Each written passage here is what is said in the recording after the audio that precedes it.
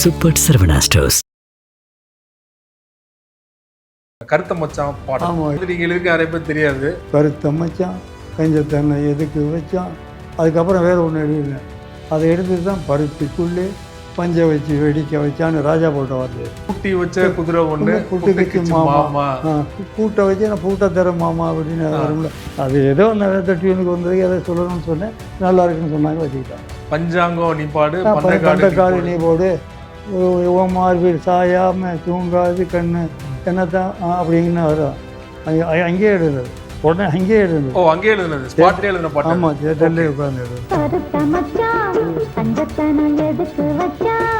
மணிவண்ணன் தான் அந்த முதல் வசந்தம் படம் அந்த டைரக்ட் பண்ணார். அவர் முதல்ல டைரக்ட் பண்ண படம் கோபுரங்கள் சாய்வதில்லை. எல்லா கவிஞரையும் வைரமுத்தையும் அதில் எழுதியிருந்தார், வாரி எழுதினார். நான் எழுதின பாட்டு ஒன்று தான் அதில் ஹிட்டான பாட்டு. என் புருஷன்தான் எனக்கு மட்டும்தான். 10 மணிக்கு வர சொன்னாங்க, டியூனும் கொடுக்கல. 12 மணிக்கு தான் டியூனை கொடுத்தாங்க. அங்கேயே உட்காந்து எழுதி சொல்லிட்டு மத்தியானம் டேக்கு, மத்தியானம் ரெக்கார்டு ஒரு 2 மணி நேரத்தில் அங்கே எழுதினேன். மேக்கப் ரூமில் இருந்து அங்கே எழுதினேன். உடலப்புள்ள நேசத்துக்குன்னு இது வார்த்தை, முதல் வார்த்தை ஆரம்பித்தவர் அவர் தான். யார்? இளையராஜா. ஓ, அவர் தான் உடலப்புள்ள நேசம், அவர் தான் ஆரம்பித்தார். அதுக்கப்புறம் வரல. உடலப்புள்ள நேசத்துக்கு தனநன்ன தானன்னா தனநன்ன தானன்னா தானன்னா அப்படின்னு வரும்.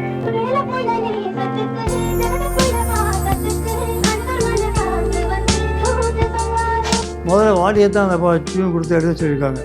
அதை எடுமே எழுத மாட்டேன்ட்டு. ஏன்னா நான் டியூனுக்கு ஏற்கனவே எழுதியிருக்கிற மாதிரி இருக்குது. உடனே அவங்க இவர் ராதாகிட்ட சொன்னோன்னே, அப்போ முத்துநீத்தை வச்சு இந்த பாட்டு எடுங்க, நிறையா கொண்டு கொடுங்க அப்படின்னாரு. சொல்லியே கொடுத்தாரு, வாடிக்கு தான் கொடுத்தாரு. இந்த மெட்ரிக்கு நான் எழுத விரும்பலை அப்படின்னு சொல்லிட்டாரு. அதனால் நல்லா எழுதுங்கன்னாரு. அப்படி எழுதின பாட்டு தான் சின்ன சின்ன ரோஜா பூவே செல்ல கண்ணே நீ யாரு, தப்பி வந்த சிப்பி முத்தே உன்னை பெற்ற தாயார். மீடியா சர்க்கிள் நேயர்களுக்கு வணக்கம். இன்றைய சிறப்பு நேர்காணலில் நம்மோடு இணைந்திருப்பவர் மறைந்த முதலமைச்சர் எம்ஜிஆர் அவர்களுடைய நெருக்கமான கவிஞர், எம்எல்சி பதவி வகித்தவர், அரசவை கவிஞராகவும் இருந்தவர், கவிஞர் முத்துலிங்கம் ஐயாவை தான் நம்ம இன்னைக்கு பேட்டி காண இருக்கிறோம். ஐயா வணக்கம். வணக்கம். உங்களோட பாடல் அதிகமாக கொண்டு சேர்த்த படம் பார்த்தீங்கன்னா டியூட் படத்தில் மறுபடியும் யூஸ் பண்ணியிருப்பாங்க, கருத்த மச்சான் பாடல். ஆமாம், இது அந்த பாடல் நீங்கள் எழுதிக்க நிறைய பேர் தெரியாது. அந்த பாட்டு எழுதுன நீங்க தான் இல்லையா? ஆமாம் ஆமாம். புதுநாட்டி வச்ச குதிரை ஒன்று புட்டுக்கிச்சு மாமா. ஆமாம் ஆமாம். அந்த லைன்லாம் பார்த்தீங்கன்னா பட்டி தட்டி எங்கும் வைரல் ஆயிடுச்சு. இன்ஸ்டா ரீல்ஸ்லாம் அந்த பாட்டை தான் ரீல்ஸ் பண்ணியிருக்காங்க. ஓ அப்படியா? ஆமாம், புதுநாடு தான் ஒரு பாடம். அப்போ இளையராஜா என்ன தான் எழுத சொல்லியிருக்கிறாரு. இப்போ வைரமுத்துக்கு அவருக்கும் இதாக இல்லை. அதனால் நான் வர சொன்னார் பாக்கியராஜர். ஒரு மேனேஜர் கூட்டி போனார். போயிருக்கும்போது இங்கே ஒருத்தர் இருந்தார், வளர்த்தியாக உயரமாக இருந்தார். சார் வாங்க வாங்க, உங்கள் பேர் என்ன? என் பேர் முத்தனி. ஓ, கிழக்கே ஊரில் மாஞ்சோலை கிளியே தான் எழுதுனது நீங்கள்? அந்த முத்தனி வாங்க வாங்க, இப்போ தான் டைரக்டர் சொல்லிக்கிட்டு இருந்தார், பாருங்க வந்துடுவாருன்ட்டு. உடனே ஒரு 5 நிமிஷத்தில் அவர் வந்துட்டார். வந்த உடனே அவர் தான் இந்த சிச்சுவேஷன் சொல்லி இந்த ட்வீன் கேசட்டை கொடுத்தாரு. அப்போ இவர் புதுசாக இருக்கிறாரு, இவர் யாருன்னு கேட்டேன். இவர் பேர் குமரேசன் பேர். இந்த படத்தில் இவர் அறிமுகப்படுத்த போகிறோம். ஓ, நெப்போலியன் பேர் குமரேசன். ஆமாம், நெப்போலியன் அறிமுகப்படுத்த போகிறோம் அப்படின்னு சொன்னார். இவர் நடிக்கிறாரு அதில் அப்படின்னாரு. அப்போ நேருக்கு சொந்தக்காரர் அப்படின்னு சொன்னார். அப்போ தான் நெப்போலியன் அந்த படத்தில் நடிக்கிறாருங்கிறது எனக்கு விவரம் தெரியும். அவர் பேர் இந்த குமரேசன் தான் நெப்போலியனாக வந்தார்னு படம் பார்க்கும்போது தான் தெரிஞ்சுக்கிட்டேன். அப்போ வீட்டுக்கு போகிறேன், கரண்ட் கட், பாட்டு எழுதலை. நேராக காலையில் 8:30 மணிக்கெலாம் வந்துடுவார் ராஜா ஸ்டுடியோவுக்கு. அதனால் நானும் ஒரு 7:45 8 போயிட்டேன். ஆனால் பாட்டை எழுதலை, கரண்ட் இப்படி ஆகிப்போச்சு, அதனால் இங்கேயே எழுதிடுறேன் அப்படின்னு. சரி மேலே போய் எழுதுங்கன்ட்டு மேலே அனுப்பி வச்சார். ஒரு கேசட்டை கொடுத்து, கேசட்டாக ஒரு டேப் ரெக்கார்டு கொடுத்தாருங்க. ஒரு அங்கேயே எழுதின பாட்டு அது. கருத்த மச்சான் கஞ்ச தென்னை எதுக்கு வச்சான். அதுக்கப்புறம் வேறு ஒன்று எழுதினேன். அதை எடுத்து தான் பருத்திக்குள்ளே பஞ்சை வச்சு வெடிக்க வச்சான்னு ராஜா போட்ட வார்த்தை அது. இந்த வரி குறிப்பாக அந்த லைன், கூட்டி வச்ச குதிரை ஒன்று புட்டுக்கிச்சு மாமா, ஒரு கூட்டை வச்சு நான் பூட்டை தர மாமா அப்படின்னு வரும்ல. அது ஏதோ அந்த டியூனுக்கு வந்தது, அதை சொல்லணும்னு சொன்னேன். நல்லா இருக்குன்னு சொன்னாங்க, வச்சுக்கிட்டாங்க.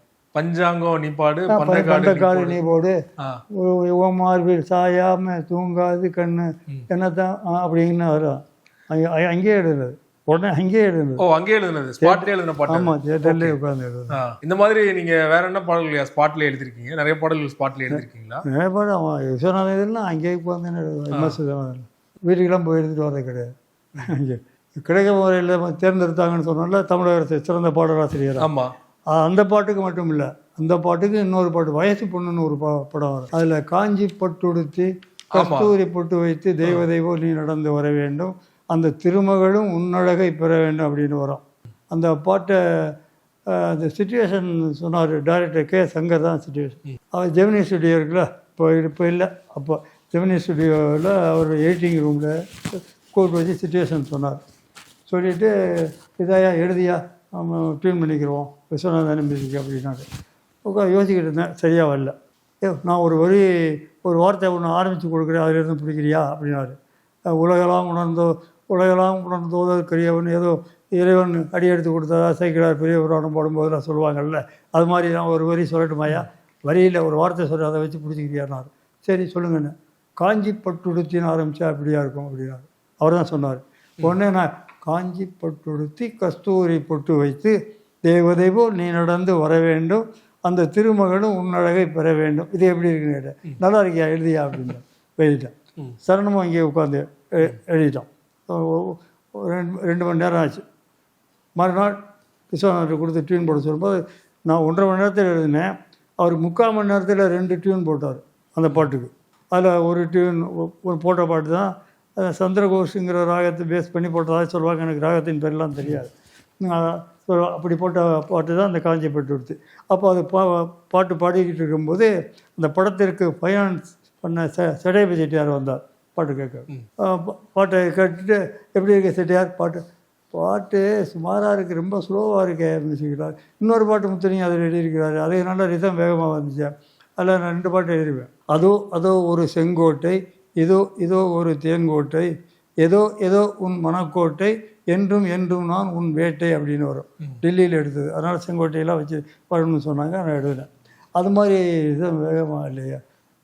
நான் வேறு முத்தனியத்தை வேறு மெட்டு போட்டு எழுத சொல்லுங்கள், இல்லைன்னா நீ வேறு எழுத சொல்லி மெட்டு போடுங்க அப்படின்னாரு. இல்லை செட்டியார், இந்த பாட்டை நீங்கள் ஓகே பண்ணுங்கள், நான் ஹிட் பண்ணி காமிக்கிறேன் அப்படின்னாரு. சரி, மியூசிக் டைரக்டர் இப்படி சொல்லியே, அப்போ நான் என்ன சொல்ல போகிறேன், உங்களுக்கு பிடிச்சிருந்தா வச்சுக்கிறேங்க அப்படின்ட்டார். அப்புறம் அந்த பாட்டு தான் ஹிட்டான பாட்டு. 4 வாரம் தான் போச்சு. ஆனால் இந்த பாட்டு தான் அந்த படத்தின் பேர் சொல்லிக்கிட்டு இருக்கு. அது மாதிரி எங்கள் ஊர் ராசாத்தி இருக்குல்ல, அது 6 நாள் தான் ஓடுச்சு. பொன்மான தேடி. அப்போ அந்த பாட்டு போடாத நாடே இல்லை இலங்கை வானொலின்னு சொல்லக்கூடிய அளவுக்கு தொடர்ந்து போட்டாங்க. 6 வாரம் தான், 6 நாள் தான் ஓடுச்சு. அந்த பாட்டு தான் இன்னமும் அந்த படத்தின் பேரை சொல்லிக்கிட்டு இருக்கு. அப்படிலாம் நிறையா பாட்டு இருக்குது. குறிப்பாக நீங்கள் பேசும்போது சொன்னீங்க, கருத்து மச்சான் பாட்டே இளையராஜா வைரமுத்து அவர்களுடைய ஒரு சண்டைனால தான் உங்களுக்கு வாய்ப்பு வந்தது அப்படின்னு சொன்னீங்க. பலரும் திரைத்துறையில் பல காரணங்கள் பேசுகிறாங்க. நீங்கள் அந்த காலகட்டத்தில் 2 பேரோட சேர்ந்து பயணம் பண்ணியிருக்கீங்க. ஸோ உங்களுக்கு தெரிஞ்சிருக்கும் என்னதான் அவங்களுக்குள்ள பிரச்சனை நடந்தது. ஆக்சுவலாக தெரியாது. அது ஏதோ ஒன்று சொல்லும்போது ஏதோ மருத்துவர் சொன்னதாகவும் உடனே கோவப்பட்டு நான் எழுத மாட்டேன்னு சொன்னதாகவும் சொல்கிறாங்க. அது உள்ளுக்கு அவங்க 2 பேருக்குள்ளே நடந்தது தெரியாது. சும்மா ஈகோ பிரச்சனை தான். ஈகோ பிரச்சனை தான். மணிவண்ணன் தான் அந்த முதல் வசந்தம் படம் அந்த டைரக்ட் பண்ணார். அவர் முதல்ல டைரக்ட் பண்ண படம் கோபுரங்கள் சாய்வு. அதுதான் முதல் படம், கலைமணி படம் தான். அதுவும் எவரெஸ்ட் ஃபிலிம்ஸ். அதில் நான் எழுதின எல்லா கவிஞரையும் வைரமுத்தையும் அதில் எழுதியிருந்தார், வாரி எழுதினார். நான் எழுதின பாட்டு ஒன்று தான் அதில் ஹிட்டான பாட்டு. கோபுரங்கள் சாய்வு இல்லை. என்ன பாட்டுன்னா, என் புருஷன்தான் எனக்கு மட்டும்தான் சொந்தந்தான் என்று நான் நினச்சேனே, அந்த நினைப்பை மட்டும் எனக்கு விட்டு மனக்கதகத்தான் சாத்தி விட்டு போனாரே, என் புருஷன்தான். கேட்டிருக்கீங்களா அந்த பாட்டு? கேட்டிருக்கேன். சுஹாசினி மோகன். ஆமாம். தம் மரதம் ஹிந்தி பாட்டு. அதுலேருந்து அது ஜானகியம்மா தான் எனக்கு சொன்னாங்க. அவங்க தான் பாடினாங்க. ஓகே. அவங்க தான் அந்த தம் அதில் தான் போட்டுவார் அப்படின்னு சொன்னதுக்கப்புறம் தான் எனக்கு தெரியும். ஏன்னா அந்த ஒரு பாட்டிலே அந்த படத்தோட லைனே தெரிஞ்சிடும் இல்லையா? அது மாதிரி ஒரு பண்ண படம் இன்னொரு படம், அதாவது சிறுமுகை ரவின்னு ஒரு டைரக்டர் இருந்தார். அவர் டைரக்ட் பண்ணுறதா இருந்தது ஒரு படம், இளமை காலங்கள் பேர். அதில் பாட்டுகள்லாம் பண்ணிட்டோம். அப்போ அதில் டியூன் பாட்டை கொலு வச்சு பாடுறது மாதிரி, ரோஹிணி நடிகை பாடுறது மாதிரி ஒரு பாட்டு வரும். அதில் நான் எழுதினேன், கோவிந்தனே ரமணா கோபாலா அப்படின்னு ஆரம்பித்தேன். இங்கே மியூசிக் டைரக்டர் இருக்கும்போது இங்கே உடனே பக்கத்தில் இருந்த வைரமுத்து பார்த்துட்டு கோவிந்தனே ரமணா கோபாலாங்கிறத விட ராகவனேன்னு ஆரம்பித்தா நல்லா இருக்குமே இசை பற்றிலாம் சொல்கிறது. வைரமுத்து திருத்தம் பண்ணுறாரு உங்களோட லைன். ஆமாம் ஆமாம், ராகவனேன்னு ஆரம்பித்தா நல்லா இருக்குமேனாரு. அவர் சொல்கிறது சரியாக தான் இருக்குன்ட்டு அப்புறம் ராகவனே ரமணா ரகுநாதா அப்படின்னு மாற்றி எழுதினேன். இப்போ பார்க்கடல் வாசா ஜானகி நேசா பாடுகின்றேன் பரம்தா அப்படின்னு வரும். அப்போ ஜானகி நேசா அதை பயணங்கள் முடியாதில் ப்ரொடியூசர் இவர் இல்லை. இப்போ அந்த படம் தான் இளமை காலங்கள். இப்போ கோவை தம்பி படம். ஓகே. ஜானகி அம்மா பற்றி எழுதிய நம்ம தலைவர் பேர் வர மாதிரி ஏதாவது ஒரு சேருங்க அப்படின்னாரு. அதில் அவர் தசரத ராமா ஸ்ரீ ராமச்சந்திரா அப்படின்னு வரும். ராமச்சந்திரன் வந்துச்சுல அதை வச்சுக்கிறோங்க அப்படின்ட்டு நான் சொன்னேன் அந்த படத்தை. இது என்ன விஷயம்னா திருமதி ரவி அந்த படம் டைரக்ட் பண்ணுற. ஓகே. அது வேறு கதை. இந்த பாட்டை வச்சே வேறு ஒரு கதை பண்ணி டைரக்ட் பண்ணார் மணிவண்ணன். இந்த பாட்டை வச்சு இன்னொரு கதை வேறு வேறு முதல்ல போட்ட கதை இல்லை. அது சிச்சுவேஷன் இதுக்கு இதே சொன்னதே தவிர மற்ற இது ஒன்று தான் சிச்சுவேஷன் கொழு வைக்கிறது மாதிரி வரும். மற்றெல்லாம் ஒரு சிச்சுவேஷன். இவர் இந்த பாட்டை வச்சே வேற ஒரு கதை பண்ணார் மணிவண்ணன். அதுதான் இளமை காலங்கள். அதுக்கு இன்னொரு நாள் போச்சு. கோவை தம்பி எடுத்த படம் எல்லா படமும் இன்னொரு நாள் போச்சு. எல்லா படமும் நான் எழுதுகிறேன். மினி பஸ்லையும் சரி பஸ்லையும் சரி அதிகமாக இசைக்கப்படுற பாடல்லாம் நீங்கள் எழுதின விடலை புள்ள நேசத்துக்கு செவத்த புள்ள பாசத்துக்கு விஜயகாந்த் அவர்கள் நடிச்சிருப்பாரு. அந்த பாட்டு தான் வந்து இன்னமும் நிறைய நம்ம கிராமங்கள் சைடு கேட்க முடியும் இல்லையா? அந்த பாட்டு எப்படி அமைஞ்சது? அந்த பெரிய மருதுன்னு ஒரு படம் சங்கரி முருகன் தான் தயாரிப்பாளர். அதில் நான் தான் பாட்டு எழுதணுன்ட்டு சங்கரி முருகன் ரொம்ப சொன்னாராம் அவர்கிட்ட. அப்போ அந்த பாட்டை எழுத சொல்லுங்க அப்படின்ட்டு அதில் நான் 2 பாட்டு எழுதியிருப்பேன். அப்போ பூஜை அன்னைக்கு இப்போது இந்த பாட்டு தான் போனேன். பூஜை 10 மணிக்கு வர சொன்னாங்க. டியூனும் கொடுக்கல. அங்கே 12 மணிக்கு தான் டியூனை கொடுத்தாங்க. அங்கேயே உட்காந்து எழுத சொல்லிட்டு மத்தியானம் ரெக்கார்டு ஒரு 2 மணி நேரத்தில் அங்கே எழுதினேன். மேக்கப் ரூமில் இருந்து அங்கே எழுதினேன். என்ன விடலைப்புள்ள நேசத்துக்குன்னு இது முதல் வார்த்தை ஆரம்பித்தவர் அவர் தான். யார்? இளையராஜா. அவர் தான் விடலைப்புள்ள நேசம். ஆமாம், அவர் தான் ஆரம்பித்தார். அதுக்கப்புறம் அவளில் விடலைப்புள்ள நேசத்துக்கு தனநன்ன தானன்னா தனநன்ன தானன்னா தானன்னா அப்படின்னு வரும்.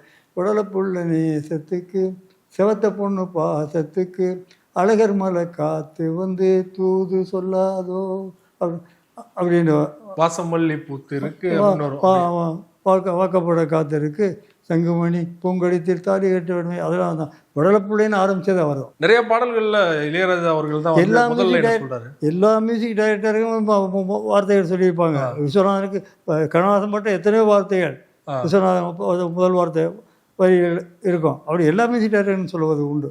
அதில் ஒன்று இதில் எம்ஜிஆர் படத்துக்கு மட்டும்தான் யாரும் எதையும் சொல்கிறதில்ல. பாட்டு எழுதுறவன் தான் எழுதுறோம். யாரும் என்ன காரணத்தினால அது தெரியும். அது இது எம்ஜிஆர் அப்படி தான் யார் எழுத சொல்கிறது அதுதான். அவங்க யார் சொல்கிறதெல்லாம் கேட்க மாட்டாங்க. நீங்கள் எழுதின ஒரு காதல் பாடல்களே ரொம்ப எல்லோருக்குமான ஒரு ஃபேவரட்டான சாங் பார்த்தீங்கன்னா இதழில் கதை எழுதும் நேரம் இது. பலருமே இந்த பாட்டை வந்து வாலி அவர்கள் தான் எழுதினார் அப்படின்னு நினச்சிட்டு இருப்பாங்க. அந்த பாட்டு எழுதுன நீங்கள் தான். ஸோ அந்த பாடல் எப்படி அமைஞ்சது? இல்லை இதில் என்ன விசேஷம்னா அதில் வாலியும் எழுதல, ரெக்கார்டில் தப்பாக போட்டாங்க. இப்படி கங்கைவரம் பேரை போட்டாங்க. ஓகே. முதல்ல அதுக்கப்புறம் நான் தான் போய் எல்லாம் மாற்றினேன். இப்போ நம்ம வானொலி சிங்கப்பூருக்கு போயிருக்கும்போது அங்கேயும் மாற்றினேன். அது இதழில் கதை எழுத நேரம் இது எப்படின்னா, அதாவது எப்படி வந்ததுங்கிற முதல்ல நான் சொல்லிடுறேன். சிவகங்கையில் தான் படித்தது. எஸ்எஸ்எல்சி வரையில் இங்கே தான் படித்தேன். அப்போ எங்கள் பள்ளியில் பாரதியார் விழா நடத்துகிறோம். அப்போ புரட்சி கவிஞர் பாரதிதாசனை கூப்பிடுவோம் பேசுகிறதுக்கு. அழைத்த தமிழ் ஆசிரியர் கூப்பிடுவாங்க. அப்போது அவருக்கு ஒரு வரவேற்பு கவிதை எழுதியா அப்போ நான் கவிதையெல்லாம் எல்லாம் யாப்பிலக்கணம் முழுமையாக படித்து எழுதிக்கிட்டேன். அப்புறம் வேணாம், எங்கள் தமிழாசிரியர் 3 பேர் எனக்கு. புலவர் தட்சிணாமூர்த்தின்னு ஒருத்தர், இன்னொரு வரதாச கோனார்னு ஒருத்தர், இன்னொருத்தர் வி ராமலிங்கம் பிள்ளை, வீர இளங்கோவின்ற வி ராமலிங்கம் பிள்ளை 3 பேர் தான் தமிழாசிரியர்.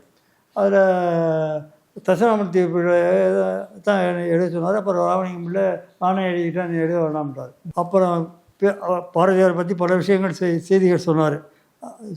அதெல்லாம் முடிஞ்சதுக்கப்புறம் எங்கள் தலைமை ஆசிரியர் நாராயணன் சேர்வையினர் அவர் அறையில் இருக்கும்போது எங்கள் தட்சிணாமூர்த்தி புலவர் தமிழாசிரியர் ஒருத்தர் அவர் நான் எழுதின கவிதை புத்தகத்தை வாங்கிட்டு அவர்கிட்ட அறிமுகப்படுத்தினார். இப்போ எங்கள் மாணவன் பேர் முத்துலிங்கம் கவிதைகள்லாம் நல்லா எழுதுவான், யாப்பிள கணத்தையெல்லாம் முழுமையாக படிச்சுக்கிட்டான், எல்லா வகையான பாக்களையும் எழுதுவான், நீங்கள் எழுதக்கூடிய நொண்டி சிந்து கண்ணி எல்லாம் நல்லா எழுதுவான், சில கவிதைகள் எழுதி வச்சிருக்கிறான், அதை புத்தகமாக போடணும்னு நினைக்கிறான், நல்லா இருந்தால் நீங்கள் ஏதாவது ஒரு 4 வார்த்தை நல்ல விதமாக எழுதி கொடுங்க, அவனுக்கு பயன்படும் அப்படின்னு சொல்லிட்டு பயிலுக்கு காத்திருக்காமல் நோட்டை வாங்கி கொடுத்தாரு. உடனே எங்கள் தலைமை ஆசிரியர் நாராயணசாமி, ஆமாம் நம்ம பையன்தான் நல்லா எழுதுவான் கவிதை பார்த்து ஒரு அரை மணி நேரம் படித்தார்.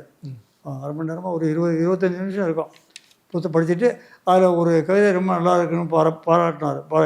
பாராட்டினார். அது என்ன கவிதைனா, அந்த கவிதையை நான் முரசொலிக்கு வந்ததுக்கப்புறம் முத்தாரம் பத்திரிகையில் வெளியிட்டோம். 1968 வெளியிட்டோம். இதை நான் படிக்கிற காலத்தில் 58-59. என்ன கவிதை பாரதிதாசன் பாராட்டின முதல் கவிதைனா 2 கவிதையை பாராட்டினார். அதில் ஒரு கவிதை இது, அந்த தேனை போல் இனிக்கின்ற பெண்ணே என்ற ஊழல் கவிதை மாதிரி, காதலன் காதலி பாடுற மாதிரி வச்சுக்கலாம், அல்லது கணவன் மனைவி பாடுற மாதிரி வச்சுக்கலாம். தேனை போல் இனிக்கின்ற பெண்ணே என்றேன், தெவிட்டுகின்ற பொருளானான் என்று கேட்டாள், வானத்து முழுநிலவே என்று சொன்னேன், வந்து வந்து தேய்ந்தடியும் பொருளா என்றாள், முகில் போல கூந்தல் என்றேன், என் கூந்தல் போல் முகிலுக்கு மனமுண்டா என்று கேட்டாள், நகம் போல பவளம் என்றேன், என் நகம்போல் நறுக்கிவிட்டால் வளர்வதுண்டோ பவளம் என்றாள், கற்கண்டு நீ என்றேன், எறும்பும் ஈயும் கடிக்கின்ற பொருளானான் எனச் சினந்தாள், கற்றவளே நீ எனது கண்கள் என்றேன், கண்ணென்றால் நான் என்ன கருப்பா என்றாள், தாமரைப்பூ முகம் என்றேன், கதிரோன் மேற்கே சாய்ந்து விட்டால் அப்பூவும் வாடும் என்றாள், மாமகளே உன் பற்கள் முல்லை என்றேன், மணிவண்டு மொய்த்திடுமோ பல்லில் என்றாள், எழில் மின்னும் கண்ணாடி கன்னம் என்றேன், இதில் உங்கள் முகம் பார்க்க முடியாதென்றாள், பழம்போல உதடென்றேன், உதட்டில் வந்து பறவை இனம் கொத்திடுமோ என சிரித்தாள், முறுக்க விழுந்த ரோஜாப்பூ கன்னம் என்றேன், முற்பொருளா நான் என்று முறைத்து பார்த்தாள், திருமகளே உன் அங்கம் தங்கம் என்றேன், தேகம் என்ன நகை செய்யும் பொருளா என்றாள், மங்கை உன்னை எவ்வாறு புகழ்வதென்றேன், மடந்தையரை வர்ணிக்க தெரிந்திடாது நங்கையர்பால் கேட்பதற்கு வெட்கமில்லை, நானிடத்தில் நீங்கள் ஒரு கவியா என்றார். இதுதான் ஊழல் கவிதை, பாரதிதாசன் பாராட்டின முதல் கவிதை. அதில் உள்ள சில கருத்துக்களை அப்போ நான் பாண்டி பஜார் நடந்து வந்தேன்.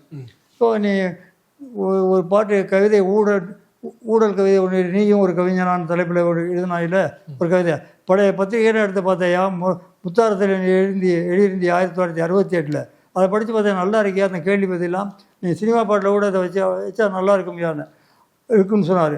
அதே சொன்ன அன்னைக்கு சாயந்தரமே பாலச்சந்திர கம்பெனியிலேருந்து பாட்டு எழுத அழைப்பு வந்தது. அப்போ தான் அந்த சிச்சுவேஷனுக்கு அந்த லலித பிரியே கமலம் தானண்ணா தெலுங்கு பாட்டு, தெலுங்கு போட்ட டியூன் அது, லலித பிரியே கமலம். அதுக்கு தான் நான் இதழில் கதை எழுதும் லலித பிரியே கமலம், இதழில் கதை எழுதும் தானண்ணா நேரம் இது அப்படின்னு தெலுங்கு பாட்டு தான் என்கிட்ட கொடுத்தாங்க. அதுக்கு நான் எழுதினது. அதில் சில கருத்துக்கள் வரும், நாளும் நிலவது தேயுது மறையுது நங்கை, இந்த பாரதிதாசன் பாராட்ட கவிதை உள்ள வரி அதில் இருக்கும், 2 இருக்கும். அது எப்படி எழுதினீங்கிறதுக்கு உங்களுக்கு சொல்ல வந்தேன். அந்த பாரதிதாசன் பாராட்டின கவிதையிலேருந்து உங்களுக்கு கூட அந்த ஐடியா இல்லை. ஆமாம், சுரதா சொன்னதுக்கு அப்புறம் தான் எனக்கு அது ஞாபகத்துக்கு வந்தது. அதே போல் முன்னாடி நீங்கள் சொன்னது மாதிரி டாடி ஓ மை டாடி, அது வந்து குழந்தைங்க பாயிண்ட் ஆஃப் வியூவில் தான் இருக்கும். அதே போல் ஃபாசில் டைரக்ஷனில் பூவெளி வாசல்லே அந்த படத்தில் கூட பார்த்தீங்கன்னா சின்ன சின்ன ரோஜா பூவை சத்யராஜ் நடிச்சிருப்பாரு. அந்த பாட்டையும் எல்லோராலையும் மறக்க முடியாது. அந்த பாட்டு எப்படி அவங்க அது முதல்ல வாடியை தான் அந்த டியூன் கொடுத்து எழுத சொல்லியிருக்காங்க. அதை எதுவுமே எழுத மாட்டேன்ட்டு, ஏன்னா நான் டியூனுக்கு ஏற்கனவே எழுதியிருக்கிற மாதிரி இருக்கு, எழுத மாட்டேன்ட்டு ஏதோ சொல்லிட்டாரோ. உடனே இவர் ராதாகிட்ட சொன்னோடனே, அப்போ முத்துநீத்தை வச்சு இந்த பாட்டு எடுங்க, நிறைய டியூ கொண்டு கொடுங்க அப்படின்னாரு. கோகுலகிருஷ்ணன் தான் படத்தின் வசனகர்த்தா. அவர் தான் வீட்டுக்கு வந்து, நாங்கள் இப்போ தேனாம்பேட்டில் இருந்தோம், இப்போ அவரும் என் பக்கத்தில் தான் இருந்தார். கொண்டாந்து கொடுத்தாரு. அது சொல்லியே கொடுத்தாரு, வாடிக்கு தான் கொடுத்தது. அவர் எழுதின ஞாபகம் இருக்குது, நான் எழுத விரும்பலையா இந்த படத்தை பாட்டுக்கு, இந்த மெட்டுக்கு நான் எழுத விரும்பலை அப்படின்னு சொல்லிட்டாரு. அதனால் நல்லா எழுதுங்கன்னாரு. அப்படி எழுதின பாட்டு தான் சின்ன சின்ன ரோஜா பூவே செல்ல கண்ணே நீ யார். 2வது நான் ஒன்று எழுதியிருந்தேன். அப்போ சாயந்தரமாக காளிதாசன் வந்தான், பாடாளர் காளிதாசன் வந்து இறந்து போயிட்டான்ல, அப்போ வந்தான். அப்போ அடுத்து இப்படி போட்ட வரைக்கும் அப்போ தான் அவன் சொன்னான், தப்பி வந்த சிப்பி முத்தே உன்னை பெற்ற தாய் யாருன்னு போட்டால் நல்லா இருக்குமே. அதில் வரும், சின்ன சின்ன ரோஜா பூவே செல்ல கண்ணே நீ யாரு, தப்பி வந்த சிப்பி முத்தே உன்னை பெத்த தாயாரு. அவன் சொன்ன வரி தப்பி அதுல வந்து வரி அவன் சொன்ன வரி அந்த தப்பி மற்றெல்லாம் நம்ம இதுதான். அதுவும் ஹிட்டான பாட்டு, அது ரொம்ப ஹிட்டான பாட்டு. அது படித்த படத்துக்கு அந்த படத்தில் நடித்தவன் தான் இருந்து போயிட்டான். அது என்ன டாடி டாடி பாட்டு. ஆமா சின்ன பையன் பெரிய தெலுங்குல பெரிய டைரக்டர் ஆனா அதிகமாக மது குடிச்சு சொல்லுவான். அவனுடைய தங்கச்சி தான் இது இந்த படம் இந்த பாட்டுக்கு வரும். சின்ன சின்ன சுஜிதா அவங்க தான் நடிச்சிருப்பாங்க. ஆமாம் ஆமாம் சுஜிதா கூட நிறைய படங்கள் சீரியல் நிறைய படம். அந்த படம் பாட்டு ஹிட்டான பாட்டு. எப்படி இதழில் கதை எழுதும் நேரம் இது அந்த லவ் சாங் மாதிரியே எல்லோருடைய ஃபேவரட்டான இன்னொரு சாங் பார்த்தீங்கன்னா பட்டுக்கண்ணம் தொட்டுக்கொள்ளும் காக்கி செட்டி படம். அந்த பாட்டையும் மறக்க முடியாது, அடிக்கடி கேட்குற பாடல். அந்த பாட்டு டியூன் போட்டு அப்போ நான் சட்டமன்ற மேலே உறுப்பினராக இருந்தேன். அப்போ வரும்போது இரட்டைக்கடை மாதிரி இருந்தால் நல்லா இருக்குமே, தன்னை தொட்டு தொட்டு விட்டு விட்டு அப்படின்னா தொட்டு தொட்டு விட்டு விட்டு சொல்கிறது நல்லா இருக்கும், கருத்து சொல்ல முடியாதுண்ணே. தொட்டு தொட்டு விட்டு விட்டு பட்டு பட்டு அப்புறம் விட்டு அதுக்கு இப்படி வச்சுக்கிறேன். பட்டுக்கண்ணும் தொட்டுக்கொள்ள ஒட்டிக்கொள்ளும் ஒட்டிக்கொண்டு கட்டிக்கொள்ள உள்ளம் துள்ளும் அப்படி வச்சுக்கிற நல்லா இருக்கும். அப்படி வந்தது தான். அது மாதிரி கூட்டத்திலே கோயில் புறா ஆமாம் ஆமாம். அப்பவும் நான் சட்டமன்ற உறுப்பினர் தானே இருந்தேன் மேலே. அப்போ ஒரு சரணம் நல்லா இல்லை வேறு மாற்றி எடுக்கணும்ட்டார். அப்போ நான் சட்டமன்றத்தில் நான் பேச வேண்டியது இருக்குது, நான் இன்றைக்கி வச்ச காலையில் வைக்கிறீங்க மத்தியானம் வச்சுக்கிறேன், இப்போ வேறு யார் பாட்டையாவது வச்சுக்கிறேன்னு சொல்லிட்டு போயிட்டு சரி சொல்லிட்டார். நான் வரும்போது எழுதிட்டு வந்துட்டேன். அதில் ரெண்டாவது சரணம் நான் அங்கே வந்து எழுதுனது வரும்போது எழுதிட்டு வந்தேன். சட்டமன்றத்தில் நேரம் இங்கே வந்துட்டேன், 2 மணிக்கே வந்துட்டேன் கொடுத்தாங்க. அப்போ தான் அந்த தாமரைப்பூம் கால் எடுத்து நீ நடக்கும் வேளையிலே தாளத்துடன் சந்தங்களை கற்றுக்கொண்டேன் பொன்மையிலே அப்படின்னு அந்த அந்த பூரா வராத அந்த சரணம் இங்கே எழுதும். அப்படி அது எனக்காக காலையில் வச்சுருந்த அறிக்கைங்க மாற்றி வச்சாங்க.